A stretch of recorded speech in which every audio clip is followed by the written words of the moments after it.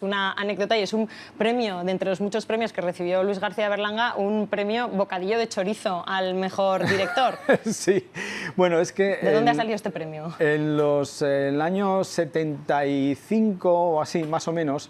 la Filmoteca le rindió un homenaje a Luis García Berlanga y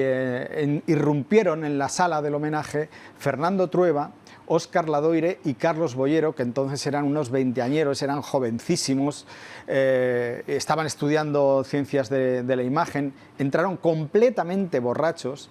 y le hicieron un regalo, y es un bote de detergente lleno de revistas eróticas y de objetos fetichistas del erotismo y tal, y también un bocadillo de chorizo con una nota que ponía bocadillo de chorizo al mejor director español. Entonces, bueno, yo cuento esa anécdota en el libro y el Marqués la recreó estupendamente con este dibujo. Fue un artista controvertido, una figura, y no sé si tanto como artista, también como persona, porque cuentas muchos detalles personales, coqueteo con el fascismo, estuvo en la División Azul, pero luego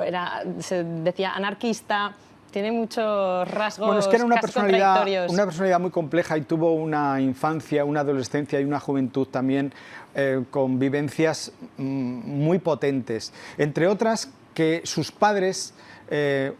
pertenecían a las dos Españas, es decir, su padre era muy liberal, pertenecía a un partido político que se integró en el Frente Popular, era agnóstico, y su madre, por el contrario, era una mujer muy conservadora, muy religiosa, y él vio que esas dos Españas en su casa se llevaban muy bien, se respetaban el uno al otro, había una especie de armonía. Sin embargo, fuera de su casa era todo lo contrario, porque vio que esas dos Españas en la guerra civil se trituraron, ¿no? Y él vio esa tragedia en primera fila, porque él con 17 años sirvió de enfermero en el frente de Teruel, y luego efectivamente se sintió atraído por el falangismo y fue a la División Azul, entre otras cosas, para tratar de salvar la vida de su padre, que había sido condenado a muerte por el franquismo, y todo eso antes de los 20 años. El caso es que después de la División Azul volvió con la cabeza cambiada,